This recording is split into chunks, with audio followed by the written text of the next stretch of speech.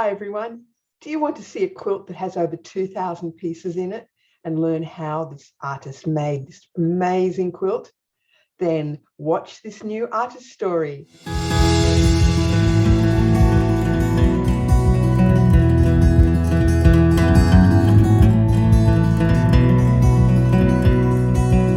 Hi everyone, I'm Lisa Walton and welcome to Artist Stories. Today we're talking to quilt maker Kestrel Michaud, who does the most incredible work using thousands of pieces. And you think I'm exaggerating, but I don't think I'm exaggerating. You're just going to be absolutely amazed. And so welcome, Kestrel. Thank you so much for having me today, Lisa. My pleasure. This is Kestrel's incredible quilt called Not Today. And would you just like to tell me why it's called Not Today? The lizard does not end up as the Roadrunner's lunch. So he makes it to see another day. Excellent. What was your inspiration? So this is just a kind of a slice of life scene from my imaginary steampunk world. And I really like doing slice of life scenes in this fantasy world because it's a combination of something that we, real people can relate to. And in this case, that's the Roadrunner trying to catch his lunch out in, the Southwest desert, combined with an element of fantasy, which is the steampunk junkyard that they're running through. I think the rust is great. I always like seeing rust. And actually, I have only seen a Roadrunner on cartoons. So if that's what a Roadrunner looks like, then that was quite a surprise. I also have only seen the Roadrunner on cartoons. I've never seen one in real life. So I had to do quite a bit of research. And as it turns out, they are a lot more complicated. Their coloring is a lot more complicated than I had anticipated when starting this project. This is the starting point. This is manipulated in photos, and you're obviously very skilled at your photo manipulation techniques. So this is a collage of bits and pieces. This is just a quick composite that I put together in order to share the idea that I had in my head with my immediate family. Because my ideas come to me pretty much fully formed, and then I have to explain to the other people in my family what I'm thinking about, what I'm planning to do next. And that is often very difficult to do in just words. So I scoured the internet for a low angle desert shot to drop into the background. I found a low angle prickly pear to put over on the left. The Roadrunner himself is 3 or 4 different Roadrunner photographs. Like, he's made up of 3 or 4 different birds that I composited together. And the lizard, he's a common colored lizard. He's an actual lizard. And I found a video, a documentary on YouTube that showed the lizard running right at the camera. And so this was a screenshot from that video. Mm-hmm. The wheel is a graphic that I made and extruded in Adobe Illustrator. So that was not a photograph, that was an actual 2-dimensional model that I made. This was the first iteration of my idea that I saw in my head in the real world, or in my computer, as the case was. And is Adobe Illustrator your program of choice? Yes, I prefer Adobe Illustrator because it's a vector-based drawing app. And that gives me the most control over each and every line that I draw, which will be much more important as we go through this process. This is a screenshot taken from Concepts, which is a vector drawing app on my iPad. I sketched this drawing out just very quickly. This probably took me maybe 20 minutes to do, based on the composite that you saw in the previous photo. So at this point, this is just a concept sketch. It helped me figure out the spacing of the important elements. I was able to add prickly pears on both sides of the composition. I had planned to do that from the beginning to move color around.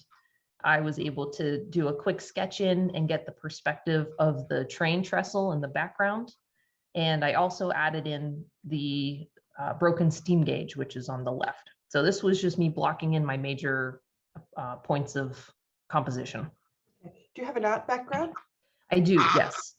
My mom is a fine artist, and she had me drawing literally before I could walk. Uh, so I've been making artwork my entire life. And I went to college at the Ringling College of Art and Design in Sarasota, Florida. I graduated in 2010 with a BFA in illustration. So, and then since graduating, I've been working as a freelance graphic designer, and the illustration, like the working in fabric, is really my passion. And so I've been slowly transitioning out of being a freelance graphic designer into making art quilting my full-time career. It definitely shows. There's a definite talent. Thank you. So what happens here? Is this you doing the coloring? Yes.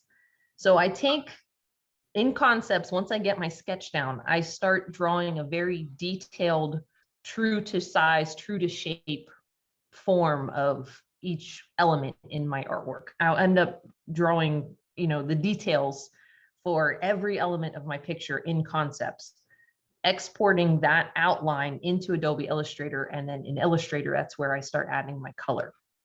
So I like to work back and forth. Sometimes I'll take a screenshot from Illustrator back over to concepts and use that as reference to draw the next portion of the design. So it's working back and forth between the two vector programs until the whole picture gets colorized. And what you're seeing here are the first parts of that picture. So I started with the Roadrunner, and then I was working on the lizard, and then finally this is where we are with the full size, full color template. And this template is a lot like the North Star for me. I could not come up with the finished quilt without this template as a guide. So this is a couple of iterations of the lizard, and there's little numbers all over it. What are they for? So there's two things that I wanted to show with this picture. The first, as you said, Lisa, are the numbers. As I go through the template, I add overlap to each and every piece, to each and every shape in the template. This is because my templates, when I initially designed them, are a lot like jigsaw puzzles in that the pieces perfectly fit together, but there's no overlap. I work exclusively in fused applique, and in fused applique, we need those pieces to overlap each other so that they can attach and hold together. So I have to design that overlap in Illustrator so that when I cut my pieces, they'll have that. The numbers, as I'm adding that overlap in, I give each piece a number, and I'm basically making an applique by number for myself. Once the piece is cut, it has its assigned number. I can match it back up to the template, and that's how I know where it goes. That's also how I know how many pieces are in my quilt total, because each one gets a number. So on the top, the lizard that's on the top, he has the numbers, and he's the jigsaw puzzle. All of his pieces are matching up perfectly. In the lower lizard, there are a lot of faint blue lines that are kind of all over the place. Those blue lines indicate that I've added overlap. They are the outlines of my shapes. And so even though the colors haven't changed, because pieces are overlapping and underlapping each other correctly, the second view, the view on the bottom, shows where the overlap actually is. Which is the cutting line? The cutting lines are those blue lines. That's what I thought. Yeah. Okay. Whoa. So this is ready for cutting by the look of it. This is my least favorite step of the whole process. I have to take the shapes from where they're overlapped in the template and arrange them on specially sized artboards so that they can be cut by my Cricut, because the Cricut can't cut the overlap if the pieces are overlapped. It'd be like a Venn diagram being cut out. You'd end up with 3 shapes, but no circles. You know what I mean? Yep. So I have to separate all of my pieces out so that the Cricut can cut them from fabric without them overlapping. So what you're looking at here on the left is my Roadrunner. That's the template. And on the right, if we took a duplicate of the Roadrunner and exploded it so that none of the pieces touched each other, those are all the pieces that go into the bird. And so those, what do I have, 11? Those 11 artboards are all layouts that my Cricut cut for me. For those of you that don't know what we're talking about with a Cricut, Kestrel, would you like to explain what a Cricut is? A Cricut, spelled C-R-I-C-U-T, Cricut, is a digital cutting machine. It's basically a CNC machine, computer numeric controlled machine, which means the machine, your computer is telling the machine's cutting blade where to go. It sounds a lot like an inkjet printer because the blade goes left and goes back and forth, left and right, and then the sticky mat that has your material on it feeds in and out of the machine, and the blade just drags along the surface of the fabric a lot like an X-Acto blade and just cuts as it goes. Cricut is one manufacturer of these cutting machines. Silhouette makes the Cameo suite, and Brother makes the Scan and Cuts. Those are the three big manufacturers. My Cricut machine has cut about 25,000 pieces of fabric for me since I bought it in 2017. It takes about 1/10 of the time to cut my fabrics as it would if I were cutting by hand with scissors. So it is 100% worth it for me to spend all the effort doing this digital design, because boy, I make up for it by having the machine do all the cutting. Yes, I also have a cutting machine. I have the Cameo, and the first quilt that I was going to make with it, I was going to cut by hand. And I just thought, no, I really need to find out how to make this Cameo work. And I did it, and it was amazing. And once I did it, I realized that I think I would have gone mad if I'd had to try and cut them by hand. So I can see how lovely it is just to put your fabric in the machine and have it turn out these amazingly intricate shapes. So they look impressive, but they look even more impressive when they're cut out because it's so sharp and crisp. So this was 11 boards just for the Roadrunner. That's right. Wow. And he is almost half of the total pieces of fabric in my quilt. He's around 950 pieces of fabric, and my quilt total has just over 2,000. So fabric choice is important as well. Fabric choice is extremely important. At this point, you have seen the template, the full color template that I made in Adobe Illustrator. As I make that template, I keep track of what colors I'm putting in every part, in every shape throughout the template. I print those colors onto these paper tickets, and I use the paper tickets to help me pick my fabric by matching both color and value. Because if the color and the value of the fabric matches the ticket, I know that it will work in the template, like in the overall design of my quilt. Those tickets are very nice colors. So they look like paint cards. Exactly. To do this process, if you want to make your own paper tickets and use them to match your own fabrics, you do not need a super fancy, reproduction quality printer. As long as the tickets that you print, even on just plain inkjet or laser paper, as long as the tickets look pretty close to what you have on your screen, they're going to be good, because they will have been printed as a unit, and so they will all be equally off as a unit.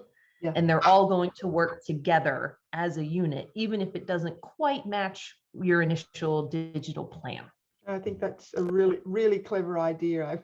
I sort of went, oh wow, I thought they were paint chips. So, and I can see they've all been labeled as well. So you're very organized. They're all labeled, yes. If you are interested in trying to make these paper swatches yourself and using them for your own quilting projects in the future, I've published a free guide on how to do that in Inkscape, which is a free vector software that's available on my website, on my blog. Okay, all the links to Kestrel's website and blogs, etc., are in the description box below, and I definitely will be checking that one out, because I think that's a great idea. All your fabrics look like they've been curled up, so I'm assuming you'll put something on the back of them now. Yes, you are exactly right. So at this point in the process, my fabrics have all been backed by Wonder Under, which is my fusible of choice. They have been treated with a diluted Mod Podge solution to prevent fraying, and they have now dried. So you're seeing them the morning after. They are ready to cut at this point in time, believe it or not. So what did you say you coated them with? A diluted Mod Podge solution. That's a product, MODPODGE. I use the matte variety. There are many types of Mod Podge, but I can get the matte version pretty inexpensively, actually. So that's the one that I go with. I dilute it in a 3-to-1 ratio with water, and then I thoroughly coat each piece of fabric. So it needs to be soaked the whole way through, but you don't want it to drip if you hold it up. So thoroughly wet, it's going to want to curl up, and then as it dries, it will uncurl. And a word of caution about using the diluted Mod Podge, because although it's excellent, if you allow your fabrics to curl and you've used any other fusible besides Wonder Under, the backing is going to stick to it. So don't let your fabrics curl up if you're not using Wonder Under, because nothing sticks to the Wonder Under paper backing, but man, everything else sticks to Mod Podge. So just be careful if you're doing it yourself. Okay, because that was my question, whether or not you took the paper off before you painted with the Mod Podge. Paper is on. Initially, I left the paper on because you can't see it because the paper side is down here, but I label, all of those paper tickets had a color on them.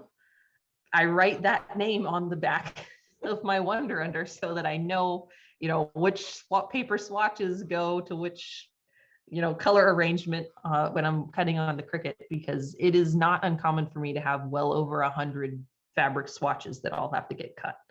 So keeping track of those without a label would not be possible. Okay. Have you tried without the Mod Podge, just with the stabilizer? I have.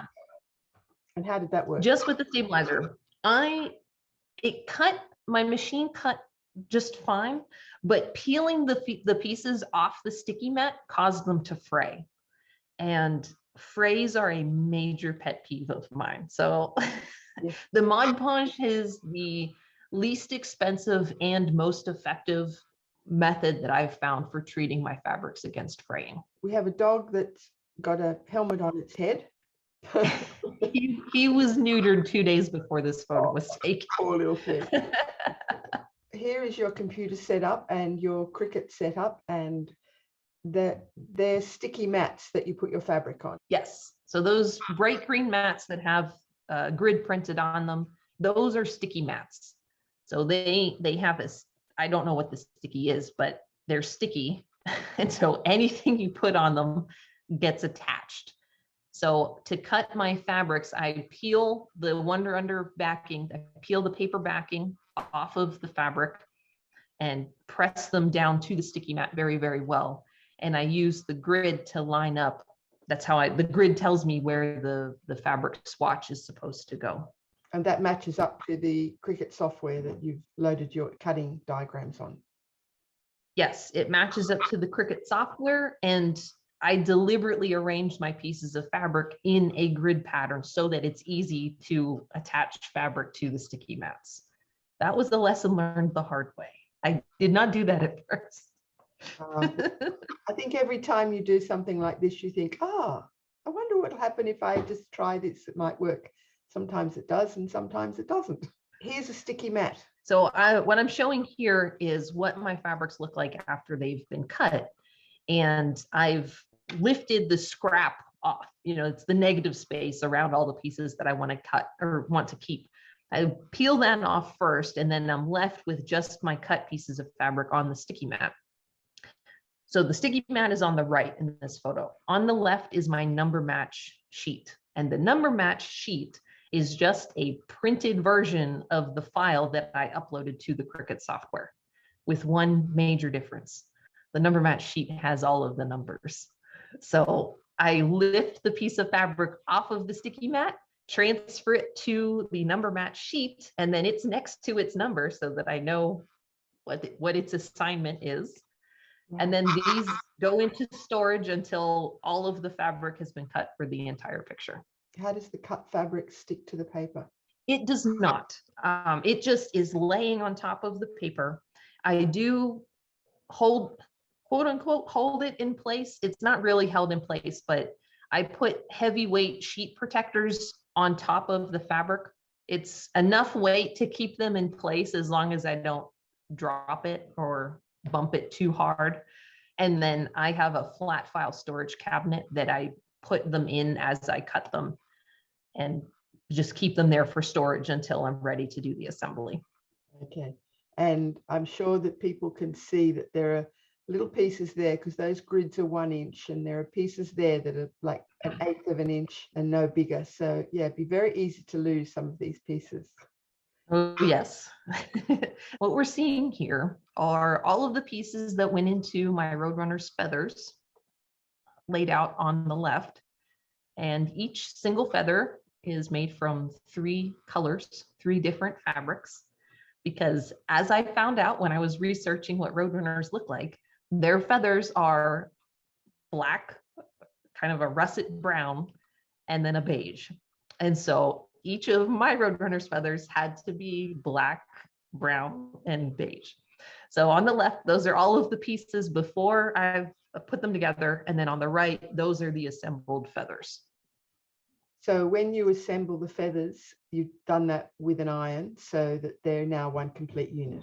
Yes, all of these pieces were backed with Wonder Under. So I used an iron to melt the glue, cause them to stick together. And then once they cooled, they're all one piece. And now we start assembling. That's right. I am working, as you can see, I've got a full size printed black and white version of my template. And it is underneath a nonstick Teflon pressing sheet. So I can see through to my template, but anything that I iron onto that Teflon sheet, after it's cooled, I can peel it right off. So that lets me build forward and back with, just put pieces down one after another. If one goes on top, it gets ironed on top, but I can peel up and slide things underneath as needed as well. And that's just one feather at a time. I haven't seen like a clear non-stick Teflon sheet. Where do you get them? So this is an oversized one. This was I actually purchased a 48-inch wide Teflon sheet direct from the manufacturer, Fluoro-Plastics, I believe, which was in Pennsylvania, Philadelphia, Pennsylvania. So I also have never seen a clear Teflon sheet. I've seen brown ones before, but not clear. And so this one, like I said, had to come direct from the manufacturer, although that was partly because I wanted an oversized one. I wanted a 48-inch wide Teflon sheet. Yes, I have the brown ones. I have Misty Fuse Goddess sheets, which are great, but I think a clear one would be really, really very useful. Yes, definitely. Okay, food for thought. These pieces are very tiny, Kestrel. Yes. So this is just a in progress assembly of the metal wheel, the rusty metal wheel. I started top down. So everything up at the top is finished, and then I'm slowly adding pieces one by one as we go lower vertically down the picture. Very few of the spikes on the prickly pear cactus are there. Most of the prickly pear spikes were added after I stitched the cactus. Mm-hmm. So they were not initially part of the design. I just kind of cut them and then set them off to the side. They were one of the last things that I sewed on the quilt. This is a funny picture. Yes. So that's my husband's arm. We were using the Roadrunner to position the bridge because the bridge is in 2 sections. It does not connect behind the Roadrunner's body. Huh. So we were using the Roadrunner to make sure that the bridge was positioned correctly. And then I ironed the bridge in place and then had my husband put the Roadrunner back up there so that I could take a photo explaining what we were doing. But I definitely needed an extra set of hands to get that lined up. And the reason he's having to hold it there is that this photo was taken on my design wall. I tacked this quilt sandwich in place and then measured where the bridge was supposed to be according to my template that I had designed.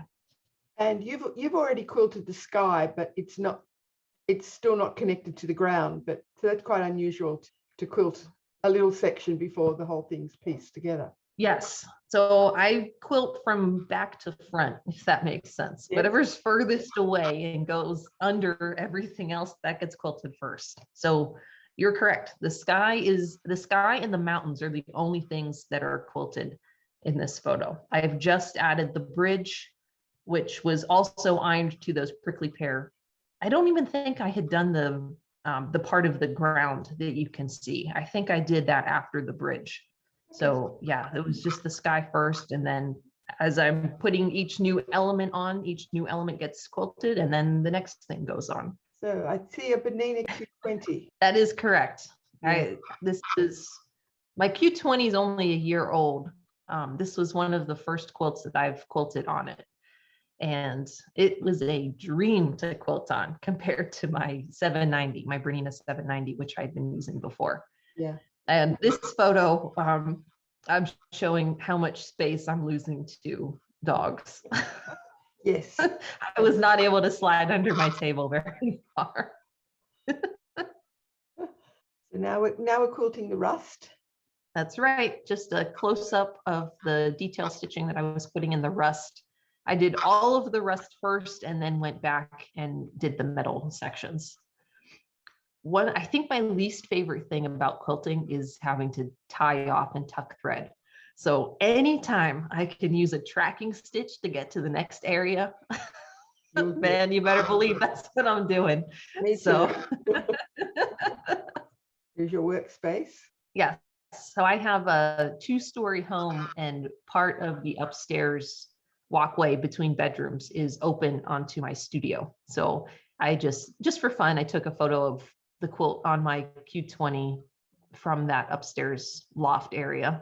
It's good to see sort of the space people work in, because a lot of people think that quilters have these amazing rooms that are, you know, sort of like the size of a house, but you're working in quite a confined space there.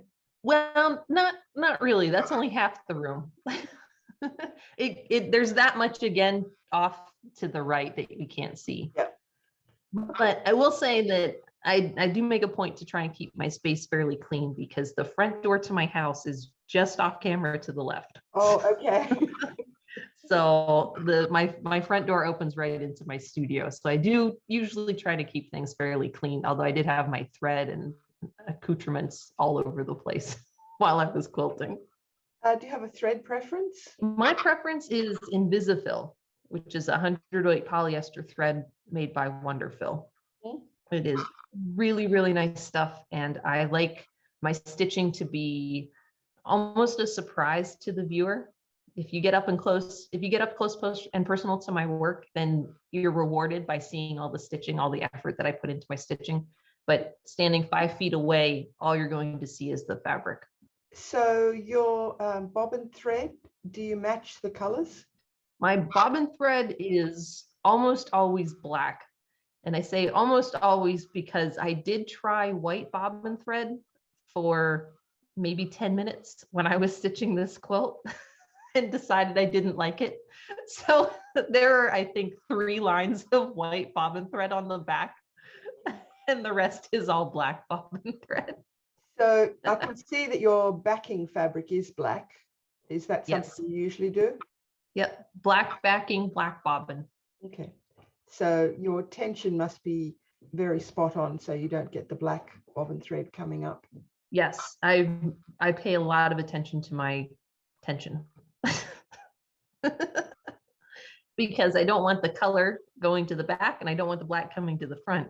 And because I treat my fabrics with the Mod Podge, the holes don't close. The needle holes are there as soon as they're made, and they're pretty much there to stay. So yes, I do pay a lot of attention to my tension. I love the eye. The eye's great. His crazy eye. Crazy eye. He was supposed to look like a very manic, Yeah, he does look manic. crazy bird. So this progress photo that I took was when I first started stitching the feathers. And granted, the feathers that I had finished stitching were lighter colors than the feathers that have not been stitched yet. But I just thought it was very interesting how such a light thread, you know, 100-weight thread, it's the thickness of a human hair, how that could still influence the overall color of the feathers that were stitched here. So I just took a in progress photo. And Yep, you have a magnifying glass as well. I do, yes. So that is it's from Luxo Lighting, Luxo, and it's a 45-inch arm. So it's an extra long, it has an extra long reach. And as you can see, I've mounted it in the back of my table, and it has plenty of stretch to get to the front of my Q20. And so I initially got it to help me have better posture. If the needle's bigger, I can sit up straighter. But it also is nice to just see the needle bigger. It helps me keep clean stitches because I can more easily track over. Like if I'm backtracking over a section, I can usually get pretty spot on with, going right over to the point where my new needle holes are in the old needle holes. Yeah. So I really like having that magnifier. And I took this photo because it was at this point in sewing this quilt that I was lamenting not having a suspension system. This quilt is very heavy, especially all spread out like that. And I was using binder clips to keep it rolled forward. It would have been very nice to have some sort of suspension system to take a little bit of that weight. So I'm in the process of setting one up. I have the dog grooming arms, and I've got a metal curtain rod that I will be attaching to the tops. So next quilt, I'll have the suspension system, but this one I did not. So I took a photo. I mean, I think it's interesting the way that you have clipped them together, and I think that's a good technique to try as well. I noticed your magnifying glass is actually screwed to the table. It's not even clamped on. It's a permanent attachment. Yes. Yeah. It came with a clamp, but the clamp was 1/8 of an inch too tall to fit on the back of the Q20 table. I have the horn lift table. Mm-hmm. So I had to go with the permanent mounting solution, but it's been working great since I installed it. I think a week after I got my Q20. I think I had the magnifying arm in before the Q20 arrived. So I knew from the beginning that I wanted a magnifying arm. Okay. And here we have the completed quilt, which is magnificent. Yes. And it's hanging on the wall behind me. And I know that one's hanging on the wall behind you, but I know you've just won a major award for this year's Houston International Quilt Festival. Yes. So congratulations on that. That must have been an amazing thrill. And here is Leap of Faith, which has won this major award, and it's a magnificent quilt. And congratulations. Thank you so much. That was absolutely fascinating. I am in awe of your technique and just the way that you've gone about developing all the different steps and your attention to detail, which obviously is critical to make your award-winning quilts. Just lovely, amazing. If you're interested in learning more about how Kestrel works and her technique, she has a Patreon. Now, people don't know what a Patreon is, so would you like to explain it for us? Of course, yes. Patreon. It is a service that supports crowdfunding of patronage of the arts. So instead of, the idea for Patreon was inspired by the Renaissance, when artists would have a patron. Well, today we can have crowdfunded patronage. So the way it works is that you subscribe to me and you get access to any new content that I release for that month, which is a new instructional video and a 2-hour live stream during which you can tune in to watch me do some part of my quilt process and ask me questions, and we can have a conversation while I do that. You also get access to everything that I have uploaded to this point, which right now includes a 6-month series on how to do the process that you just saw with Not Today. It's not that complicated. We stick with an orchid, which is about 30 pieces. So it's a beginner level course.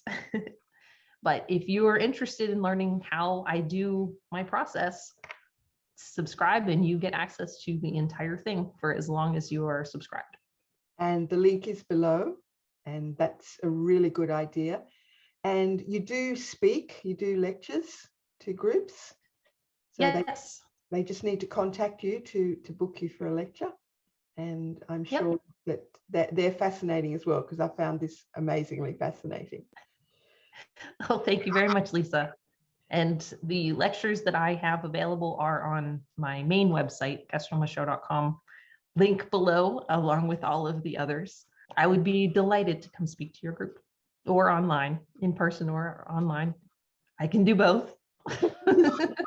Multi-talented. It's been wonderful chatting to you, and I really want to thank you for your time today. And I look forward to seeing more of your amazing quilts.